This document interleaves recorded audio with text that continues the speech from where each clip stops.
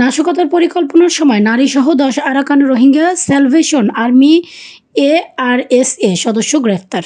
নাশকতামূলক কর্মকাণ্ড সংগঠনের জন্য গোপন বৈঠকের সময় নারায়ণগঞ্জ ও ময়মনসিংহ পৃথক অভিযানে নারীসহ ১০ Arakan Rohingya salvation army ARSA সদস্যকে গ্রেফতার করেছে র্যাব ১১। এ ঘটনায় নারায়ণগঞ্জের সিদ্ধিরগঞ্জ থানায় র্যাব বাদী হয়ে সন্ত্রাস বিরোধী অবৈধ অনুপ্রবেশ আইনে ২টি মামলা দায়ের করেছে। আজ মঙ্গলবার বিকেলে গ্রেফতারকৃতদের নারায়ণগঞ্জ আদালতে পাঠানো হয়েছে।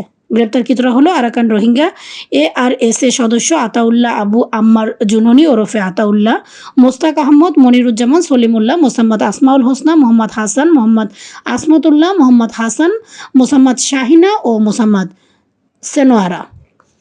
মামলা সূত্রে জানা যায় র্যাব ১১ এর পৃথক দুটি আভিযানিক দল গোপন সংবাদের ভিত্তিতে ১৬ মার্চ ও ১৭ মার্চ ময়মনসিংহ জেলার সদর থানা এলাকার নতুন বাজার গার্ডেন সিটি এবং নারায়ণগঞ্জের সিদ্ধিরগঞ্জে ভূমিপল্লীতে পৃথক দুটি অভিযান পরিচালনা করে।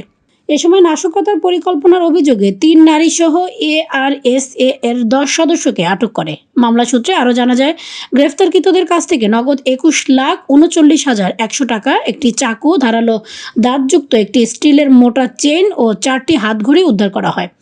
পরে মঙ্গলবার নারায়ণগঞ্জের সিদ্ধিরগঞ্জ থানার আটককৃতদের বিরুদ্ধে সন্ত্রাস বিরোধী ও অবৈধ অনুপ্রবেশ আইনে র্যাব বাদী হয়ে ২টি মামলা দায়ের করেন।